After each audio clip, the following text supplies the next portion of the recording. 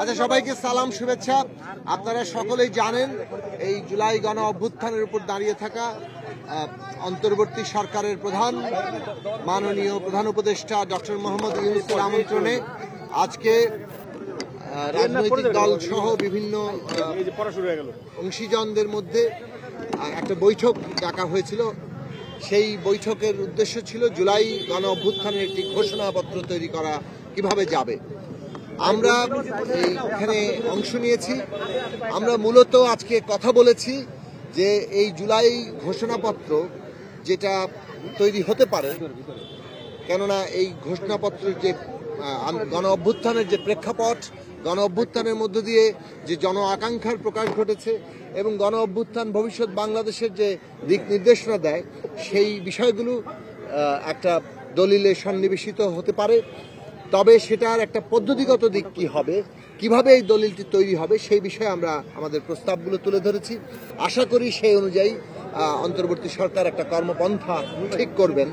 আমরা প্রথমেই বলেছি যে এটা তাড়াহুড়া করে যেন প্রক্রিয়ায় যাতে কোনোভাবে এটা তৈরি না হয়।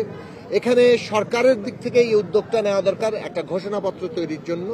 এবং এইটা আসলে কি হবে, এটা প্রোক্লামেশন, ডেক্লারেশন, কিংবা এর আইনি দিক কি, কিংবা এর আইনি রাজনৈতিক দিকগুলো কি, আইনি এই প্রশ্নগুলো সকলের ঐক্যমত্যের জায়গা থেকে তৈরি হতে হবে।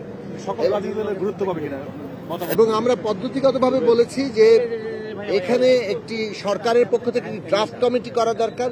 সেই ড্রাফট কমিটি এই ড্রাফটিং এর দায়িত্বের জায়গায় থাকবেন এবং রাজনৈতিক দল সহ সকল শ্রেণী পেশার অংশীজনদেরকে, শিক্ষার্থীরা তো থাকবেই, তাদের সকলের মতামতকে যুক্ত করে এটা প্রয়োজনীয় সময় নিয়ে এই যে দলিলটি এটা তৈরি করতে হবে। কেননা এটা একটা ঐতিহাসিক দলিল, এটা ভবিষ্যতে হয়তো আমাদের একটা পলিটিক্যাল রেফারেন্স কিংবা রাজনৈতিক একটা সূত্র হিসেবে সবসময় আমাদের ভবিষ্যতে কাজে লাগবে।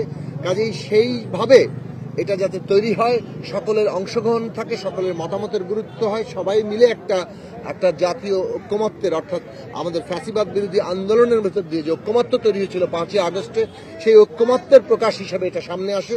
সেইভাবে আমরা দলিলটি তৈরি করার জন্য পদ্ধতিগত জায়গায় প্রস্তাব করেছি এবং এই পদ্ধতিগত জায়গাগুলোই সরকারের দিক থেকে বলা হয়েছে যে তারা এটা গুরুত্বের সাথে নিয়েছেন এবং এই পদ্ধতিগুলোই তারা বাস্তবায়ন ভবিষ্যতে করবেন।